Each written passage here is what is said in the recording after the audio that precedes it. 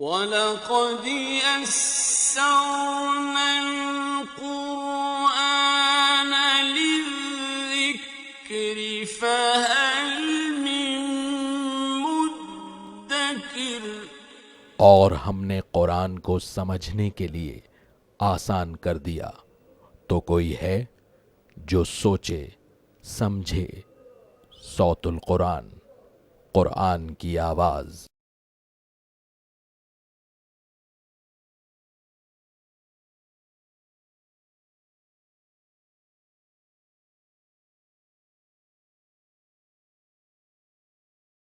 نحمده ونصلي على رسوله الكريم اما بعد فاعوذ بالله من الشيطان الرجيم بسم الله الرحمن الرحيم لا خير في كثير من نجواهم الا من امر بصدقة او معروف او اصلاح بين الناس ومن يفعل ذلك ابتغاء مرضات الله فسوف نؤتيه اجرا عظيما صدق الله العظيم۔ سورہ النساء آیت نمبر 114 سے ہم اپنا مطالعہ شروع کر رہے ہیں۔ اب منافقین کی ایک روش کا بیان کیا جا رہا ہے۔ وہ جب اجتماعیت میں بیٹھتے تھے تو اجتماعیت سے ہٹ کر وہ سرگوشیاں کیا کرتے تھے۔ اب اجتماعی زندگی ہو، لوگ جماعت میں جڑے ہوئے ہوں اور کچھ لوگ علیحدہ بیٹھ کر گفتگو کر رہے ہوں تو ایک نفسیاتی منفی تاثر لوگوں پر قائم ہو جاتا ہے کہ نہ جانے کیا باتیں کر رہے ہیں، نہ جانے کیا دوسروں سے الگ ہو کے سازشیں کر رہے ہیں۔ تو اس پر انہیں منع کیا گیا اور کہا گیا کہ یہ تنہائی میں بیٹھ کے سرگوشیاں کی جاتی ہیں، یہ درست نہیں ہے۔ ہاں سرگوشی کرنی ہو، تنہائی میں کسی سے گفتگو کرنی ہو تو وہ 3 باتوں کے لیے تو ہو سکتی ہے جس کا یہاں پر ذکر کیا گیا۔ فرمایا کہ لا خیر فی کثیر من نجواہم، ان کے اکثر مشوروں میں، سرگوشیوں میں کوئی بھلائی نہیں ہے۔ الا من امر بصدقۃ، مگر یہ کہ جو صدقے کا حکم دے، او معروف، یا اچھی بات کا حکم دے، او اصلاح بین الناس، یا لوگوں کے درمیان اصلاح کرانے کا حکم دے۔ یعنی کہ تنہائی میں کسی سے بات کرنی ہے تو صدقہ خیرات کی کسی کو ترغیب کر دو، کسی کو نیکی کی دعوت دے دو۔ کچھ لوگ آپس میں لڑ رہے ہیں یا 2 افراد آپس میں لڑ رہے ہیں، ان کے درمیان صلح کرا دو۔ یہ وہ کام ہے کہ جس کے لیے تنہائی میں سرگوشیاں کرنے کی، علیحدگی میں گفتگو کرنے کی اجازت ہے۔ مزید نوٹ فرمائیے کہ اسی ضمن میں کوئی اصلاحی منصوبہ ہے، کسی بھائی کی مدد کرنے کے لیے کسی کو موٹیویٹ کرنا ہے، یہ وہ چیزیں ہیں کہ جس کے لیے تنہائی میں ہمیں لوگوں کو سمجھانا چاہیے۔ اسی طرح ہم نے کسی میں کوئی برائی دیکھی، ہم چاہتے ہیں کہ بھائی ہمارا برائی چھوڑ دے، تو لوگوں کے سامنے اصلاح نہیں کرنی چاہیے، تنہائی میں اس کو سمجھانے کی کوشش کرنی چاہیے۔ یہ ہم محسوس کریں کہ یہ فلاں نیک عمل ہے، اس شخص میں نہیں ہے، اس میں آ جانا چاہیے، تو علیحدگی میں سمجھانا چاہیے۔ یہ اصلاح کا بہترین طریقہ ہے۔ اور تیسری بات فرمائی اصلاح بین الناس، لوگوں کے درمیان صلح کرا دینا۔ ہمارا دین امن کا دین ہے، سلامتی کا دین ہے۔ وہ چاہتے ہیں کہ لوگوں کے درمیان میں صلح رہے۔ کانفلکٹ ریزولوشن کی تلقین ہمیں کی گئی۔ اگر 2 بھائی لڑ جائیں، 2 افراد یا 2 گروہ لڑ پڑیں تو باقی لوگ تماشا نہ دیکھیں، بلکہ ان کے ایمان کا تقاضا ہے کہ اس کو ریزالو کرانے کی کوشش کریں۔ سورۃ الحجرات آیت نمبر 10 میں کہا گیا انما المؤمنون اخوۃ، بے شک اہل ایمان تو آپس میں بھائی بھائی ہیں۔ فاصلحوا بین اخویکم، تو اپنے 2 بھائیوں کے درمیان صلح کرا دیا کرو۔ اور یہ صلح کرانا اتنی بڑی شے ہے کہ ابو داؤد شریف اور جامع ترمذی میں روایت ہے کہ اللہ کے رسول صلی اللہ علیہ وسلم نے سوالیہ طور پر پوچھا، کیا تمہیں میں نفل نماز اور روزے سے زیادہ بہتر شے بتاؤں؟ صحابہ نے کہا کہ اللہ کے رسول صلی اللہ علیہ وسلم ضرور بتائیے۔ فرمایا کہ 2 بھائیوں کے درمیان صلح کرا دینا یہ نفل نماز اور نفل روزے سے زیادہ افضل شے ہے۔ تو یہ ہے جس کی تلقین ہمارا دین ہمیں کرتا ہے۔ فرمایا وَمَن يَفْعَلْ ذَلِكَ ابْتِغَاءَ مَرْضَاتِ اللَّهِ، اور جو کوئی یہ کام کرے گا، تنہائی میں لوگوں کو صدقہ خیرات کی تلقین کرے، نیکی کا حکم دے، لوگوں کے درمیان صلح کرا دے، فرمایا وَمَن يَفْعَلْ ذَلِكَ ابْتِغَاءَ مَرْضَاتِ اللَّهِ، جو یہ کام کرے گا اللہ کی رضا حاصل کرنے کے لیے، فَسَوْفَ نُؤْتِيهِ أَجْرًا عَظِيمًا، ہم قریب اسے بڑا ثواب عطا فرمائیں گے۔ وَمَن يُشَاقِقِ الرَّسُولَ مِن بَعْدِ مَا تَبَيَّنَ لَهُ الْهُدَىٰ، اور جو کوئی اس کے بعد رسول صلی اللہ علیہ وسلم کی مخالفت کرے جبکہ اس پر ہدایت واضح ہو گئی ہے، وَيَتَّبِعْ غَيْرَ سَبِيلِ الْمُؤْمِنِينَ، اور ایمان لانے والوں کے راستے کے خلاف چلے گا، نُوَلِّهِ مَا تَوَلَّىٰ، ہم اسی کی طرف اسے پھیر دیں گے جو راستہ اس نے اختیار کیا، وَنُصْلِهِ جہنم، اور ہم اسے جہنم میں داخل کریں گے، وَسَاءَتْ مَصِيرًا، اور وہ پلٹنے کے اعتبار سے بہت بری جگہ ہے۔ اللہم اجرنا من النار، اے اللہ ہمیں آگ کے عذاب سے محفوظ فرما۔ یہاں دو باتیں نوٹ کرنے کی ہیں۔ نمبر ایک، جو رسول اللہ صلی اللہ علیہ وسلم کی مخالفت کرے گا حق آ جانے کے بعد، فرمایا اس کو جہنم میں ڈالا جائے گا۔ جس منافق کا واقعہ بیان ہو رہا تھا گزشتہ آیات میں، جس نے الزام تراشی کرتے ہوئے ایک یہودی پر الزام لگا دیا تھا، واقعات میں مفسرین نے نقل کیا ہے کہ بعد میں وہ مشرکین سے جا ملا، گویا اسلام کو اس شخص نے ترک کر دیا، تو ایسے شخص کے متعلق کہا جا رہا ہے کہ اس کا ٹھکانہ جہنم ہوگا۔ مزید فرمایا کہ وَيَتَّبِعُ غَيْرَ سَبِيلِ الْمُؤْمِنِينَ، مسلمانوں کے راستے کے خلاف کوئی راستہ اختیار کرے گا۔ اس سے مفسرین نے مراد لی ہے کہ یہ امت کے اجماع کے حوالے سے گفتگو ہو رہی ہے۔ جس بات پر امت کا اجماع، یعنی امت کے علماء و فقہا متفق ہو جائیں کسی رائے پر، تو جس بات پر امت کا اجماع ہو جائے تو اب جو اس اجماع کے خلاف عمل کرے گا، یہ آیت بتا رہی ہے کہ اس کا ٹھکانہ بھی جہنم ہے۔ اور یہ بات بھی یاد رہے، جامع ترمذی کی حدیث ہے، اللہ کے رسول صلی اللہ علیہ وسلم نے فرمایا کہ اللہ تعالیٰ میری امت کو کبھی بھی گمراہی پر اکٹھا نہیں فرمائے گا، یعنی کوئی اجماع ایسا نہیں ہو سکتا امت کے علماء کا جو اللہ کی نافرمانی پر یا گمراہی پر مبنی ہو۔ تو اجماع ہمارے دین میں حجت ہے، اور جو اس کے علاوہ کوئی راستہ اختیار کرے گا اس کے متعلق فرمایا کہ وہ جہنم میں ڈالا جائے گا، وساءت مصیرا، اور وہ جہنم پلٹنے کے اعتبار سے بہت برا ٹھکانہ ہے۔ اس کے بعد ایک مرتبہ پھر شرک کے حوالے سے گفتگو آ رہی ہے۔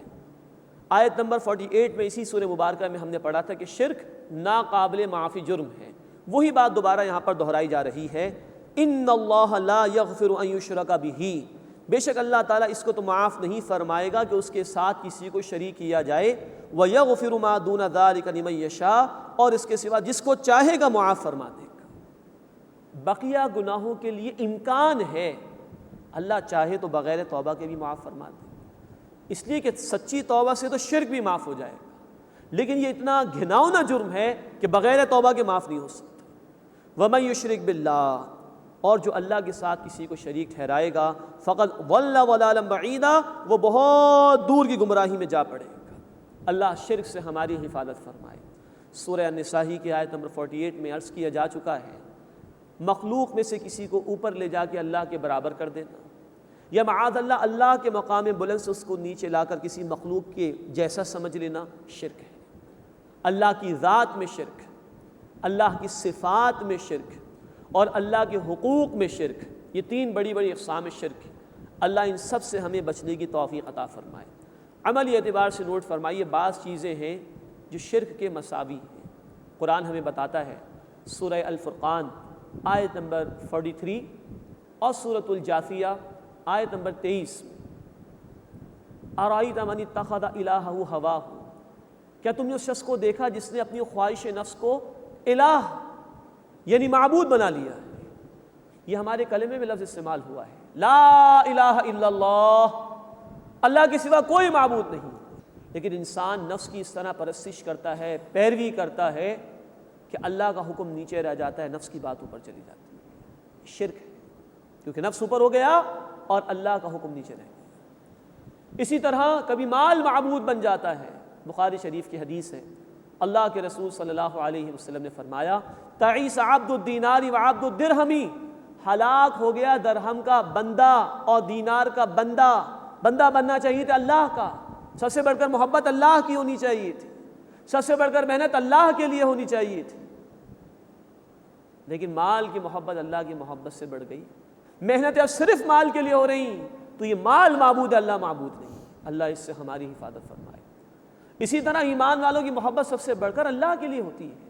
سورہ البقرہ آیت نمبر 165، والذین آمنوا اشد حبا للہ، اور جو لوگ ایمان لائے ان کی شدید ترین محبت اللہ کے لیے ہوتی ہے۔ لیکن اگر یہ محبت کسی اور کے لیے ہو جائے، کسی اور کی محبت اللہ کی محبت کے برابر ہو جائے، اور اللہ معاف کرے، اب تو بات یہ ہے کہ محبتیں اللہ کی محبت سے بڑھ رہی ہیں، وہ محنت جو اللہ کے لیے اس کے دین کے لیے ہونی چاہیے تھی، وہ دنیا کے مال و اسباب کے لیے، دنیا کی لذات کے لیے وہ محنتیں ہو رہی ہیں، تو یہ مال بھی محبت بن جاتا ہے۔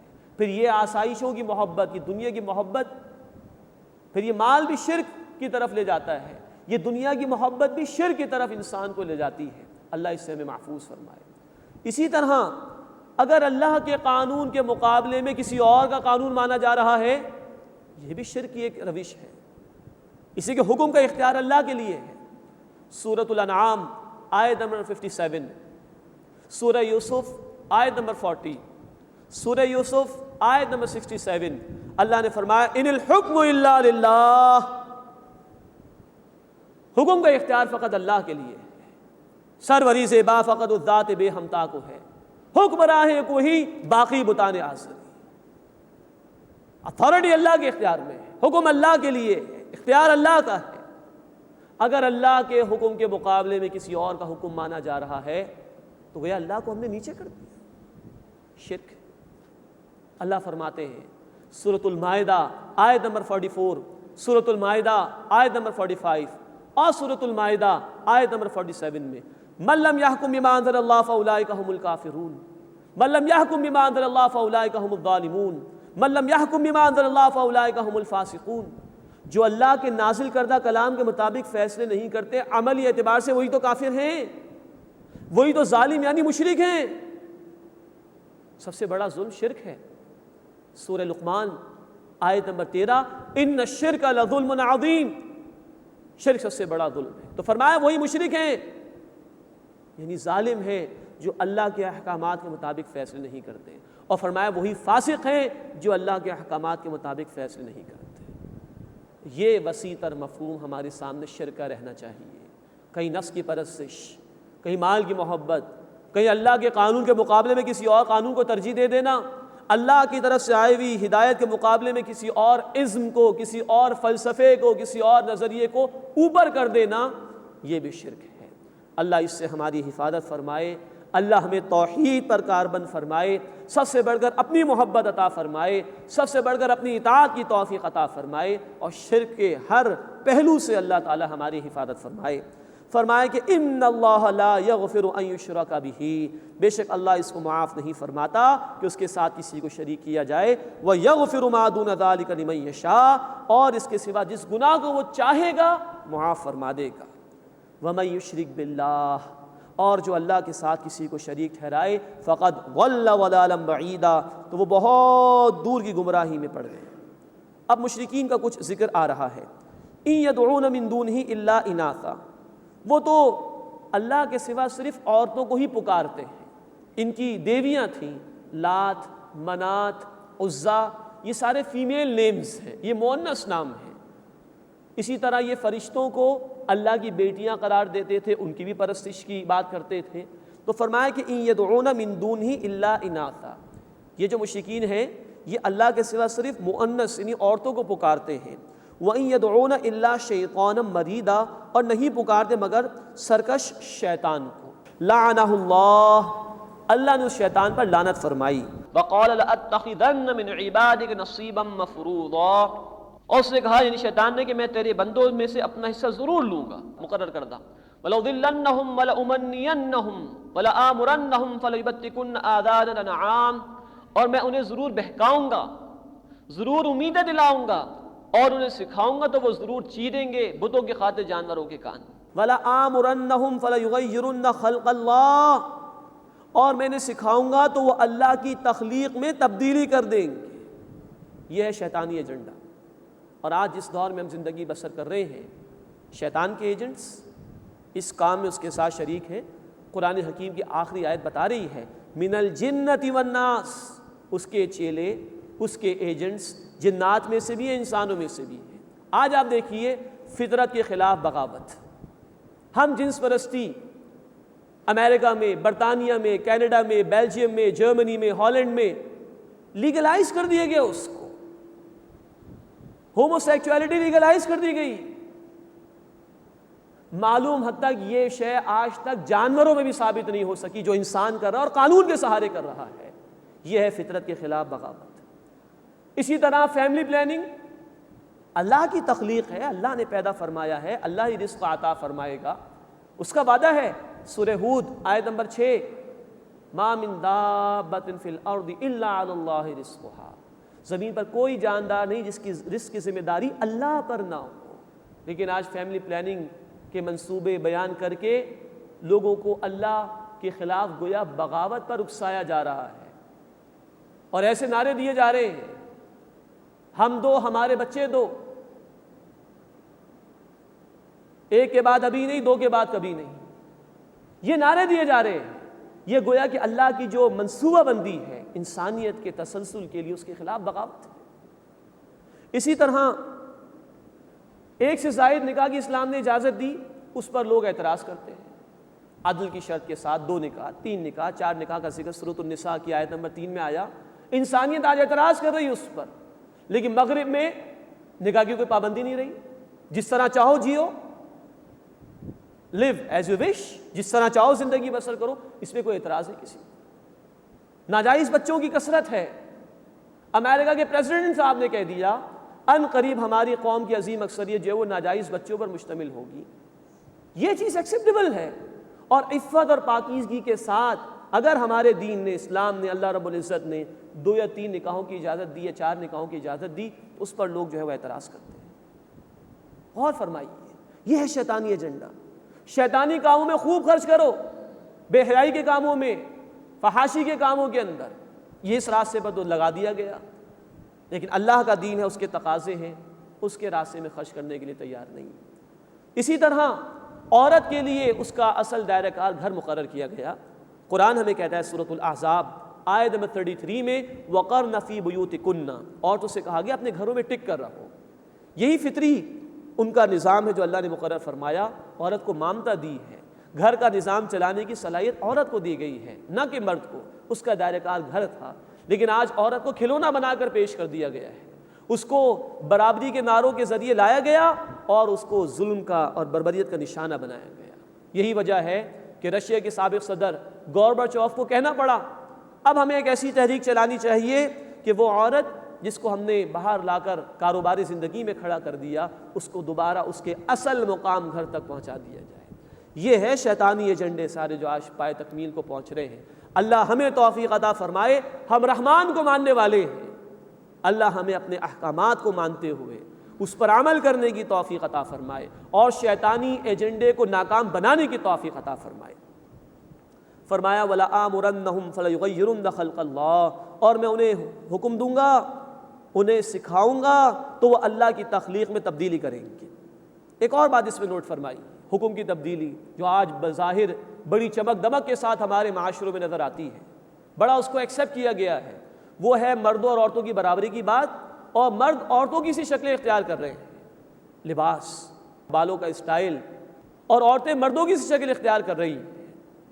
اللہ کے رسول صلی اللہ علیہ وسلم نے فرمایا بخاری شریف کی حدیث میں، اللہ نے لعنت فرمائی، رسول اللہ بھی لعنت فرما رہے ہیں ان پر، وہ مرد کے جو عورتوں کی شکل و صورت اختیار کر رہے ہیں، اور ان عورتوں پر جو مردوں کی شکل و صورت اختیار کر رہے ہیں۔ عورت سے اس کی نسوانیت چھین لی گئی، اس کے اصل حسن کو برباد کر دیا گیا ہے جب اس کو برابری کا نعرہ دے کر باہر لایا گیا، اور مرد جو ہے وہ عورتوں کی سی شکل و صورت اختیار کر رہے ہیں۔ یہ فطرت کے خلاف بغاوت ہے، شیطانی ایجنڈا ہے۔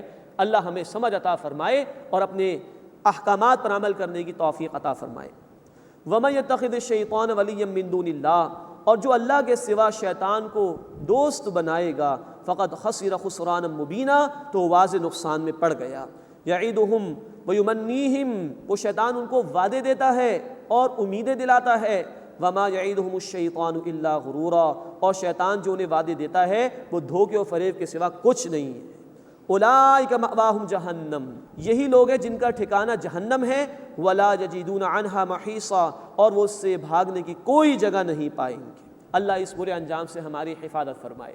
اس کے مقابلے میں رحمان کے ماننے والے، ان کا ذکر آ رہا ہے، والذین آمنوا وعملوا الصالحات، اور جو لوگ ایمان لائے اور انہوں نے نیک اعمال کیے، سندخلہم جنات تجری من تحتہا الانہار، ہم ان قریب انہیں باغات میں داخل کریں گے جن کے نیچے نہریں جاری ہیں، خالدین فیہا ابدا، وہ ان میں ہمیشہ ہمیشہ رہیں گے۔ اللہم انا نسألک الجنہ، اے اللہ ہم تجھ سے جنت کا سوال کرتے ہیں۔ وعد اللہ حقا، یہ اللہ کا وعدہ ہے بالکل سچا۔ ومن اصدق من اللہ قیلا، اور اللہ سے زیادہ بات کے اعتبار سے کون سچا ہوگا۔ اس کے بعد یہ بات بیان کی جا رہی ہے کہ محض تمناؤں سے کچھ نہیں ہوتا، جب تک کہ انسان محنت نہ کرے اس کی نجات ممکن نہیں۔ لیس بامانیکم ولا امانی اہل الکتاب، نجات کا انحصار نہ تمہاری تمناؤں پر ہے مسلمانوں، نہ اہل کتاب کی تمناؤں پر ہے۔ ان کی تمناؤں کا ذکر ہم نے پڑھا تھا سورۃ البقرہ آیت نمبر 78 میں۔ کتاب میں سے کچھ معلوم نہیں، بس تمنا ہے کہ ہمیں بخش دیا جائے گا۔ یہاں پر بھی کہا جا رہا ہے کہ نہ تمہاری تمناؤں سے کچھ ہوگا، نہ ان اہل کتاب کی تمناؤں سے کچھ ہوگا۔ اصل بات کیا ہے؟ من یعمل سوءا یجز بہ، جو کوئی برائی کرے گا اس کی سزا پائے گا۔ ولا یجد لہ من دون اللہ ولیا ولا نصیرا، اور اپنے لیے اللہ کے سوا نہ کوئی دوست پائے گا اور نہ ہی مددگار۔ اس کے مقابلے میں دوسرا رخ، ومن یعمل من الصالحات، اور جو اچھے اعمال کرے گا، من ذکر او انثی، خواہ مرد ہو یا عورت ہو، وہو مؤمن، اور وہ ہو مسلمان اور وہ ہو ایمان والا۔ یہ ایمان شرط لازم ہے عمل کی قبولیت کے لیے۔ فاولئک یدخلون الجنہ، تو ایسے ہی لوگ جنت میں داخل ہوں گے۔ ولا یظلمون نقیرا، اور ان پر تل کے برابر بھی ظلم نہیں ہوگا۔ یہ دو ہی نتائج قرآن بار بار ہمارے سامنے رکھتا ہے، اللہ کی رضا کا مقام جنت اور اللہ کی ناراضگی کا مقام جہنم۔ آپشن اختیار ہمارے پاس ہے، ہم جس طرف جانا چاہیں گے اسی کی توفیق ملے گی۔ اللہ ہمیں اپنی رضا کے لیے اور اپنی رضا کے مقام جنت کو سامنے رکھتے ہوئے محنت کرنے کی توفیق عطا فرمائے۔ ومن احسن دینا، اور کون ہوگا بہتر دین کے اعتبار سے، ممن اسلم وجہہ للہ وہو محسن، اس کے مقابلے میں جس نے اپنا رخ اللہ کے حضور جھکا دیا، وہو محسن، اور وہ نیکوکار بھی ہے، عمدگی کے ساتھ عمل کرنے والا بھی ہے۔ اصل شے ہے عمل کرو، اللہ کی فرما برداری اختیار کرو، پھر اللہ کی رحمت کے مستحق بننے کی کوشش کرو، پھر تمنائیں بھی کر سکتے ہو۔ تو فرمایا کہ ومن احسن دینا ممن اسلم وجہہ للہ وہو محسن، اور کون ہوگا عمدہ اور بہتر دین کے اعتبار سے اس کے مقابلے میں کہ جس نے اپنا رخ اللہ کے حضور جھکا دیا اور وہ عمدگی کے ساتھ عمل کرنے والا بھی ہے۔ واتبع ملت ابراہیم حنیفا، اور اس نے پیروی اختیار کی یکسو ہو جانے والے ابراہیم علیہ السلام کے طریقے کی۔ ابراہیم علیہ السلام کا طریقہ ہم پڑھ چکے سورۃ البقرہ آیت 131 میں، جب جب ان کے رب نے کہا جھکا دو اے ابراہیم، ابراہیم علیہ السلام نے اپنے آپ کو جھکا دیا، ہر لمحے اللہ تعالیٰ کی فرما برداری اختیار کی۔ اللہ ہمیں بھی یکسوئی کے ساتھ اپنی بندگی اور اپنی فرما برداری اختیار کرنے کی توفیق عطا فرمائے۔ واتخذ اللہ ابراہیم خلیلا، اور اللہ نے ابراہیم علیہ السلام کو گہرا دوست بنا لیا۔ یہ مقام ہے، ابراہیم علیہ السلام خلیل اللہ ہے۔ خلیل ایسے دوست کو کہا جاتا ہے کہ جس کے دل میں اپنے محبوب کے لیے اتنی محبت پیدا ہو گئی ہو کہ کسی اور کی محبت کے آنے کا امکان ہی باقی نہ رہے۔ یہ مقام اللہ نے خلیل اللہ علیہ السلام کا ابراہیم علیہ السلام کو عطا فرمایا۔ وَلِلَّهِ مَا فِي السَّمَاوَاتِ وَمَا فِي الْأَرْضِ، اور اللہ ہی کے لیے ہے جو کچھ آسمانوں میں ہے اور جو کچھ زمین میں ہے۔ وَكَانَ اللَّهُ بِكُلِّ شَيْءٍ مُحِيطًا، اور اللہ ہر شے کا احاطہ کیے ہوئے ہے۔ اس کے بعد اگلی آیت میں دو باتیں نوٹ کرنے کی ہیں۔ نمبر ایک، سوال اللہ تعالیٰ سے کیا گیا جو کہ صحابہ کرام نے کیا اور اللہ کے رسول صلی اللہ علیہ وسلم نے اللہ کے حضور رکھا ہوگا، اس کا جواب آیت نمبر 128 میں یعنی اگلی آیت میں آئے گا۔ اور نمبر دو، اس آیت مبارکہ میں اسی سورہ مبارکہ کی آیت نمبر 3 کی مزید وضاحت کی جا رہی ہے۔ آیت نمبر 3 میں یتیموں کا لفظ آیا تھا، وہاں یہ وضاحت کی گئی تھی کہ یتیم لڑکیوں سے نکاح کے بارے میں تلقین کی گئی ہے کہ اگر ان کے ساتھ بے انصافی کرتے ہو تو ان سے نکاح کرنے کی اجازت نہیں۔ یہ آیت مبارکہ آیت نمبر 127 آیت نمبر 3 کی وضاحت بھی کرتی ہے، اور حضرت عائشہ رضی اللہ تعالی عنہا نے آیت نمبر 3 میں آنے والے لفظ یتیم کی وضاحت جو فرمائی تھی کہ یتیم لڑکیاں مراد ہیں، اس آیت مبارکہ سے حضرت عائشہ رضی اللہ تعالی عنہا کے الفاظ کی تائید بھی ہوتی ہے۔ فرمایا وَيَسْتَفْتُونَكَ فِي النِّسَاءِ، اور اے نبی صلی اللہ علیہ وسلم آپ سے عورتوں کے بارے میں حکم دریافت کرتے ہیں۔ قُلِ اللَّهُ يُفْتِيكُمْ فِيهِنَّ، آپ فرما دیجئے کہ اللہ تمہیں اس کے بارے میں حکم دیتا ہے۔ وہ حکم اور مسئلہ اگلی آیت میں انشاءاللہ بیان ہوگا۔ اب جو آیت نمبر 3 تھی سورہ مبارکہ کی، اس کے حوالے سے گفتگو ہو رہی ہے۔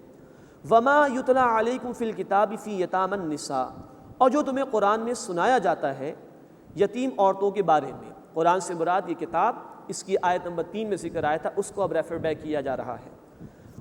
فرمایا کہ وما یتلا علیکم فی الکتاب فی یتامی النساء، اور جو تمہیں کتاب یعنی قرآن میں سنایا جاتا ہے یتیم عورتوں کے بارے میں، اللاتی لا تؤتونہن ما کتب لہن، جنہیں تم نہیں دیتے ان کا مقرر کیا ہوا یعنی ان کا مہر، وترغبون ان تنکحوہن، اور چاہتے ہو کہ ان سے نکاح کر لو۔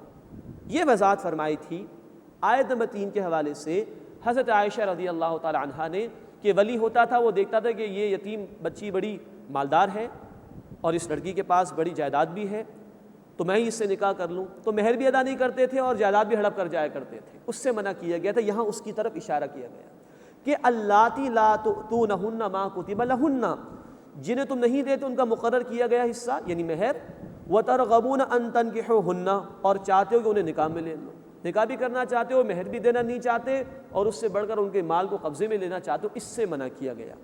والمستضعفین من الولدان، اور بے بس کمزور بچوں کے بارے میں مراد یتیموں کے ساتھ اس سے سلوک کا ذکر ہے۔ وَأَن تَقُومُوا لِلْيَتَامَى بِالْقِسْطِ، اور یہ کہ تم یتیموں کے بارے میں انصاف پر قائم رہو۔ تو عورتوں کے ساتھ اس سے سلوک، یتیم لڑکیوں اور مجموعی اعتبار سے یتیم بچوں کے حوالے سے حسن سلوک کا حکم دیا گیا۔ فرمایا کہ وَمَا تَفْعَلُوا مِنْ خَيْرٍ، اور جو تم بھلائی میں سے کرو گے، فَإِنَّ اللَّهَ كَانَ بِهِ عَلِيمًا، تو بے شک اللہ تعالیٰ اس کو خوب جاننے والا ہے۔ یہاں یہ بھی مفسرین نے نقل کیا ہے کہ اگر ایک ولی یہ دیکھتا ہے، ایک شخص، یہ ایک سرپرست یہ دیکھتا ہے کہ یہ جو یتیم لڑکی ہے اس کے پاس مال بھی موجود ہے، میں اس سے نکاح کر سکتا ہوں، میں اس کا مہر بھی ادا کروں گا، اس کی کفالت بھی کروں گا، تو ایسے سرپرست کو نکاح کی اجازت ہے۔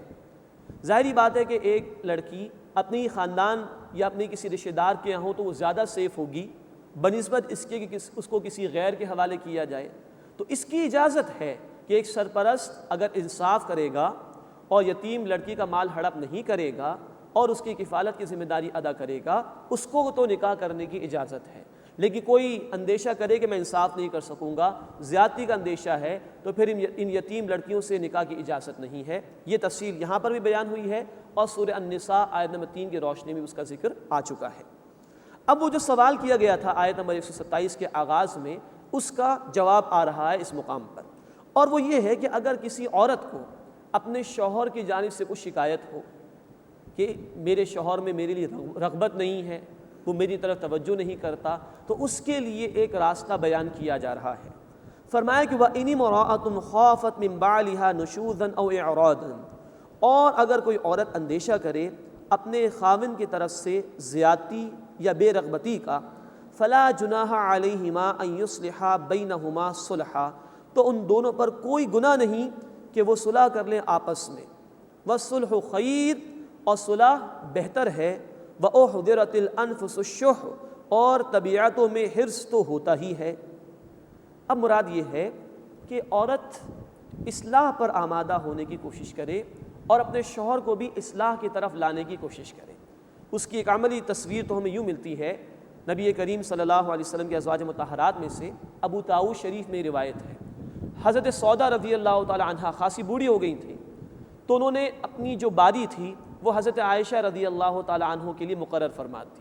اللہ کے رسول صلی اللہ علیہ وسلم نے اپنی ازواج مطہرات کے لیے دن مخصوص کر رکھے تھے، تو حضرت سودا رضی اللہ تعالی عنہ نے اپنی باری حضرت عائشہ کے حوالے کر دی، کیونکہ حضرت عائشہ سے قلبی لگاؤ بھی تھا اللہ کے رسول صلی اللہ علیہ وسلم کو۔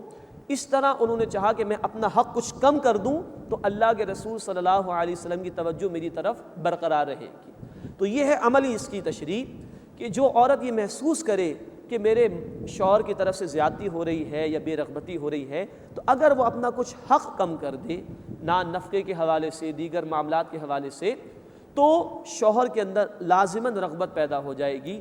قرآن نے بھی کہا کہ وَالصُّلْحُ خَيْرٌ، اور صلح بہتر ہے۔ وَأُحْضِرَتِ الْأَنفُسُ الشُّحَّ، اور طبیعتوں میں حرص تو ہوتا ہی ہے، انسان چاہتا ہے کہ مجھے مال مل جائے، تو ممکن ایک بیوی مال کا مطالبہ کم کر دے تو شوہر اس کے لیے راضی ہو جائے اور اس کے دل میں نرمی پیدا ہو جائے۔ یا کبھی ہو سکتا ہے کہ عورت بیمار ہے انتہائی، یا وہ بانجھ ہو چکی ہے تو رغبت کم ہوگی مرد کے اندر، تو ایسے حالات میں عورت اگر اپنے حقوق کچھ کم کر دے تو اللہ کی کتاب کہہ رہی ہے کہ مرد کے دل میں نرمی پیدا ہو جائے گی۔ یہ زیادہ بہتر ہے بنسبت اس کے کہ شوہر اس کو طلاق دے کے فارغ کر دے. تو اگر اپنے حقوق میں عورت کچھ کمی کر دے تو امکان ہے کہ مصالحت رہے گی اور شوہر کی رغبت میں اضافہ ہو جائے گا. اب شوہروں کو تلقین کی جا رہی ہے، یہ ہے توازن اللہ کی کتاب کا. وَإِن تُحْسِنُوا، اور اگر تم احسان کی روش اختیار کرو، تم عمدگی کے ساتھ معاملہ کرو، وَتَتَّقُوا، اور اللہ کی نافرمانی سے بچتے رہو، یہ شوہروں کو کہا جا رہا ہے. فَإِنَّ اللَّهَ كَانَ بِمَا تَعْمَلُونَ خَبِيرًا، تو بے شک جو کچھ تم کرتے ہو اللہ اس سے خوب واقف ہے. اب اس کے بعد ایک سے زائد نکاح کی صورت میں ایک اور ترغیب اور تلقین کی جا رہی ہے. فرمایا کہ وَلَن تَسْتَطِيعُوا أَن تَعْدِلُوا بَيْنَ النِّسَاءِ وَلَوْ حَرَصْتُمْ، اور تم ہرگز نہیں کر سکو گے، تم کتنا ہی چاہو کہ عورتوں کے درمیان یعنی بیویوں کے درمیان برابری کر لو. فَلَا تَمِيلُوا كُلَّ الْمَيْلِ، بس بالکل ایک ہی طرف جھک نہ پڑو. فَتَذَرُوهَا كَالْمُعَلَّقَةِ، کہ دوسری کو بالکل لٹکتا ہی چھوڑ دو، محسوس ہوگا اس کا کوئی شوہر ہی نہیں ہے. اب اس بات کو بھی نوٹ فرمائیے، ہم نے سورہ النساء آیت نمبر 3 کی روشنی میں یہ سمجھا تھا کہ اسلام نے ایک مرد کو ایک وقت میں میکسیمم 4 نکاح کی اجازت دی ہے. یہ اجازت ہے، حکم نہیں ہے، اور بڑی کڑی شرط کے ساتھ. اور سورہ نساء آیت نمبر 3 میں ذکر آیا تھا، وہ کڑی شرط ہے عدل کی، انصاف کی، برابری کا معاملہ ہونا چاہیے بالکل. یہاں بعض لوگوں کا اشکال ہوتا ہے کہ قرآن خود کہہ رہے تم کر ہی نہیں سکتے عدل، تو کیا قرآن میں تضاد ہے؟ معاذ اللہ. اسی سورۃ النساء آیت نمبر 82 میں ہم پڑھ چکے، اگر یہ کلام اللہ کے سوا کسی اور کی طرف سے ہوتا تو کثیر اختلاف ہوتا. اللہ کی طرف سے ہے ذالک الکتاب لا ریب فیہ، اس دعوے کے ساتھ ہے کہ اس میں کوئی شک نہیں ہے، کوئی اختلاف نہیں. سورہ نساء آیت نمبر 3 میں جو بات ہو رہی وہ پریکٹیکل ہے کہ جہاں تک مادی معاملات ہیں، اخراجات، لباس، کھانا پینا، یہ انسان کے اختیار میں ہے، اس میں بالکل برابری ہونی چاہیے. لیکن ایک ہے کہ کسی عورت کی طرف قلب کا زیادہ مائل ہونا، اس کی کفایت شعاری کی وجہ سے، اس کی اور کسی خوبی کی وجہ سے، یہ انسان کے اختیار میں نہیں ہے. یہی وجہ ہے کہ اللہ کے رسول صلی اللہ علیہ وسلم یہ فرماتے تھے کہ یا اللہ برابری تو میں کر رہا ہوں لیکن قلبی میلان عائشہ کی طرف زیادہ ہے رضی اللہ تعالی عنہا. اور یہ کون ہے خاتون رضی اللہ تعالی عنہا؟ ازواج مطہرات میں سے سب سے زیادہ احادیث حضرت عائشہ رضی اللہ تعالی عنہا نے روایت فرمائی، 2000 سے زائد احادیث. تو یہ بھی تو کچھ خوبیاں تھیں ان میں رضی اللہ تعالی عنہا. تو آیت نمبر 129 میں جو بات ہو رہی ہے کہ تم سے نہیں ہو سکے گا، یہ قلبی میلان کے اعتبار سے، وہ غیر اختیاری ہے. تو غیر اختیاری چیز پر پکڑ نہیں ہے. سورہ نساء آیت نمبر 3 میں اختیاری چیزوں کے متعلق گفتگو ہو رہی ہے، اخراجات، لباس، غذا، کفالت، یہ برابری ہونی چاہیے. اور یہاں دوسری بات بیان کی جا رہی ہے کہ قلبی میلان جو کہ غیر اختیاری چیز ہے اس پر تو تمہارے اختیار نہیں ہے، لیکن اس کا قطعاً یہ مطلب نہیں کہ ایک پر اتنی توجہ ہو جائے کہ دوسری کو بالکل لٹکتا چھوڑ دو کہ لوگ دیکھیں تو پتہ چلے اس کا کوئی شوہر ہی نہیں ہے. ایسی بے انصافی نہ کرو. مزید نوٹ فرمائیے، اس زمین پر آسمان کے نیچے قرآن وہ واحد کتاب ہے جس نے پابندی لگائی ہے کہ 4 سے زیادہ نکاح نہیں کر سکتے.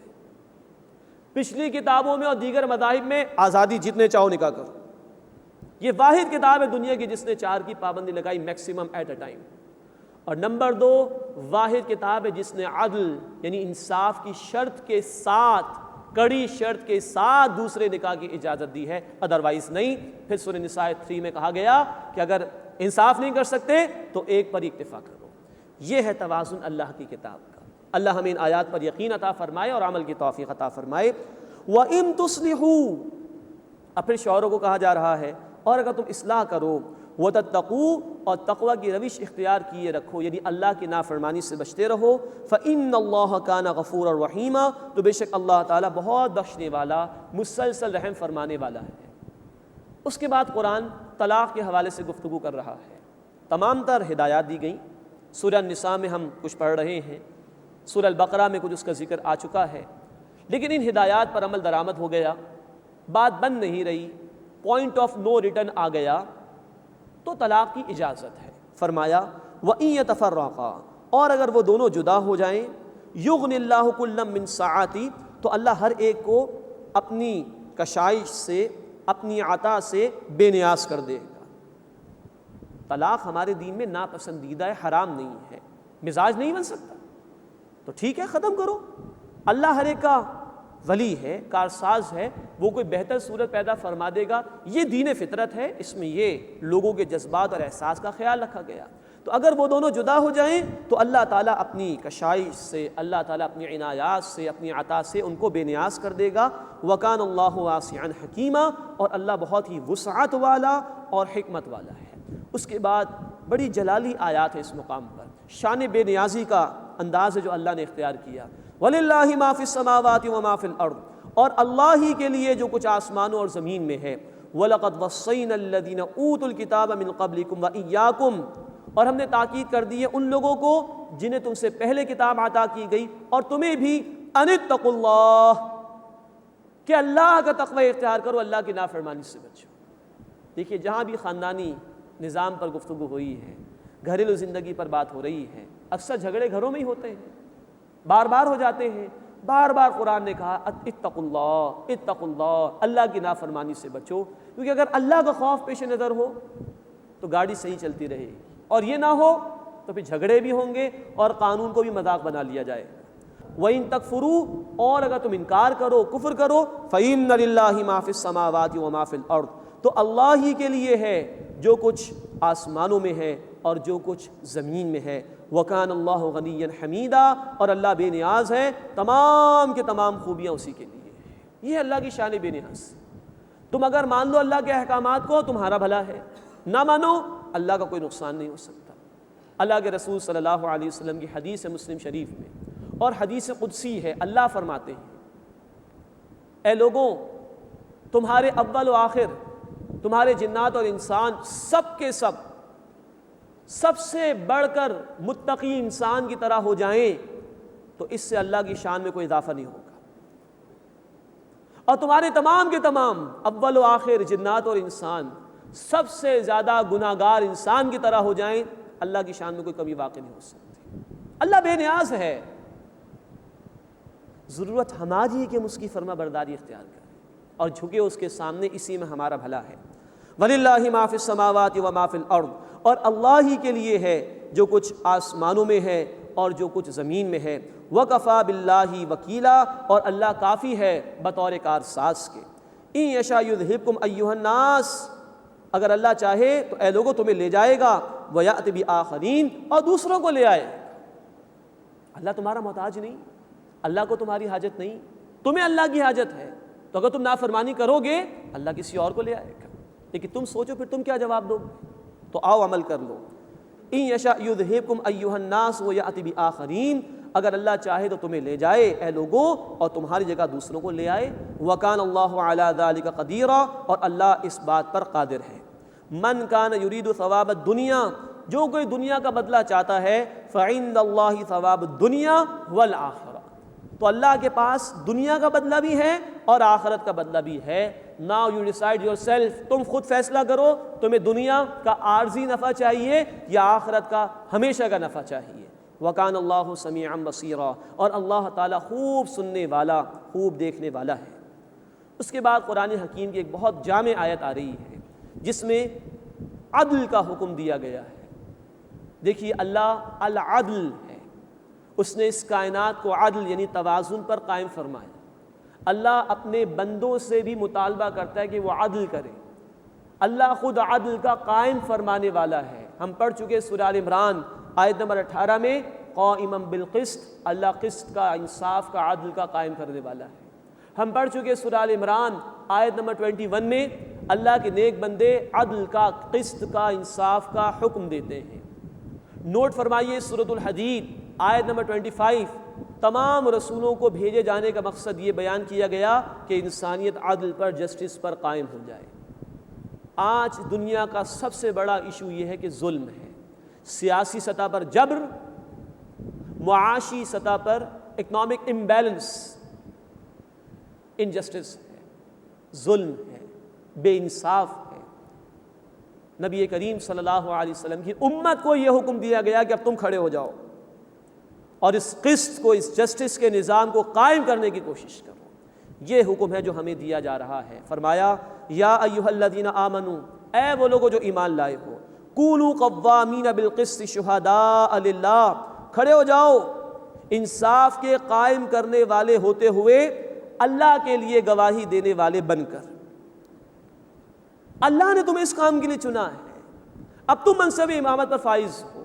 سورہ البقرہ آیت 143 کی روشنی میں ہم نے سمجھا تمہیں انسانیت تک اللہ کا پیغام پہنچانا ہے، اور صرف پہنچانا نہیں، عدل کے نظام کو قائم کر کے دکھانا ہے۔ تو کھڑے ہو جاؤ انصاف کو قائم کرنے والے ہوتے ہوئے، شہداء للہ، اللہ کے لیے گواہی دینے والے بن کر۔ مزید نوٹ فرمائیے، یہ موضوع اہم ہے، چنانچہ سورۃ المائدہ آیت نمبر 8 میں یہی بات دوبارہ دہرائی گئی ہے کہ کھڑے ہو جاؤ قوامین للہ، اللہ کے لیے قائم کرنے والے بن کر کھڑے ہو جاؤ، شہداء بالقسط، قسط یعنی انصاف کی گواہی دینے والے ہوتے ہوئے۔ الفاظ کا ذرا سا فرق ہے، یہی بات سورہ مائدہ آیت نمبر 8 میں دہرائی گئی ہے۔ یہ ہے اس امت کی ذمہ داری۔ اسلام انقلابی سوچ دیتا ہے، یہ صرف ایک ریلیجن یا مذہب نہیں ہے کہ جو ذاتی زندگی کے لیے کچھ نیکیاں بیان کر دے، یہ صرف موڈز آف ورشپ یا عبادات دینے کے لیے نہیں آیا، it's a whole package, it's a complete code of life. یہ انسانیت کو ظلم سے نجات دلانے کے لیے آیا ہے، اور اس ظلم سے نجات دلانے کے لیے جسٹ آرڈر پرووائڈڈ بائی اللہ سبحانہ و تعالیٰ، اس کا قائم کیا جانا ضروری ہے۔ اس عادلانہ نظام کو قائم کرنا اس امت کی ذمہ داری ہے۔ اللہ کے رسول صلی اللہ علیہ وسلم ہمارے لیے اسوہ حسنہ ہے۔ سورۃ الاحزاب آیت نمبر 21، اللہ نے فرمایا کہ تمہارے لیے رسول اللہ صلی اللہ علیہ وسلم کی زندگی میں بہترین نمونہ موجود ہے۔ ان کی زندگی اسی کام میں لگی، طائف کی گلیوں میں لہو لہان ہوئے اسی کام کے لیے، احد کے میدان میں خون بہا اسی کام کے لیے، 259 صحابہ کی جانیں گئیں اسی کام کے لیے۔ آج یہ کام ہمارے کاندھوں پر ہے، اللہ ہمیں اس کی توفیق عطا فرمائے۔ وَلَوْ عَلَىٰ أَنفُسِكُمْ أَوِ الْوَالِدَيْنِ وَالْأَقْرَبِينَ، چاہے یہ گواہی تمہارے اپنے خلاف ہی کیوں نہ جائے یا ماں باپ اور رشتہ داروں کے خلاف کیوں نہ جائے۔ اب گواہی یہ بھی ہے کہ انسان نے کوئی جرم کر لیا، اس اعتبار سے بھی گواہی، اور گواہی کی انتہا اللہ کے نظام کو قائم کرنے کی گواہی۔ تو بسا اوقات ہوتا ہے کہ انسان نے جرم کیا، اعتراف کرنا مشکل ہے، فرمایا اپنے خلاف بھی جا رہی ہے بات تو گواہی دو، ماں باپ کے خلاف بھی، رشتہ داروں کے خلاف بھی جا رہی ہے تو بھی گواہی دو، کوئی عصبیت رکاوٹ نہ بن جائے حق کی گواہی میں۔ ان یکن غنیا او فقیرا، چاہے کوئی مالدار ہو یا فقیر ہو۔ مالدار آدمی کی فیور کر لی، گواہی نہیں دی، جائز نہیں۔ ایک آدمی غریب ہے، اس نے جرم کر لیا، اب گواہی دوں گا تو اس کا نقصان ہو جائے گا، نہیں۔ فاللہ اولا بہما، اللہ ان کا سب سے بڑھ کر خیر خواہ ہے۔ گواہی حق کی دو، چاہے اپنے خلاف جائے، والدین کے خلاف جائے، رشتہ داروں کے خلاف جائے، امیر یا غریب کے خلاف جائے، گواہی حق کی دینی ہے۔ اللہ سب سے بڑھ کر سب لوگوں کا خیر خواہ ہے، اس کا حکم ہے گواہی دو۔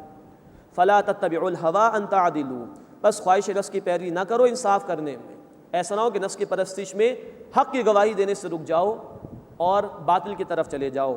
وَإِن تَلْوُوا أَوْ تُعْرِضُوا، اور اگر تم زبان دباؤ گے اور لگی لپٹی بات کہو گے، چھپاؤ گے، اعراض کرو گے حق کی گواہی سے، فَإِنَّ اللَّهَ كَانَ بِمَا تَعْمَلُونَ خَبِيرًا، تو بے شک اللہ اس سے خوب واقف ہے جو کچھ تم کرتے ہو۔ لوگوں سے چھپا لو گے، غلط بیانی کر لو گے یا دین کی گواہی پیش نہیں کرو گے، اللہ سے نہیں چھپا سکتے۔ اللہ واقف ہے، اللہ کے حضور پیشی دینی ہے، وہاں ذاتی اور کاروباری معاملات اور دیگر معاملات کے حوالے سے بھی پوچھ گچھ ہوگی، اور سب سے بڑی گواہی اللہ کے دین کی، اس کے حوالے سے بھی پوچھ گچھ ہوگی۔ اللہ ہمیں اپنے حبیب صلی اللہ علیہ وسلم کی پیروی کرتے ہوئے دین حق کی گواہی دینے کی توفیق عطا فرمائے، اپنے قول سے بھی، اپنے ذاتی کردار سے بھی حق کی گواہی دینے کی توفیق عطا فرمائے، اور اجتماعی جد و جہد کر کے اللہ اپنے دین کو قائم کر کے انسانیت کے سامنے اس کی گواہی پیش کرنے کی توفیق عطا فرمائے۔ آمین یا رب العالمین، وآخر دعوانا ان الحمد للہ رب العالمین۔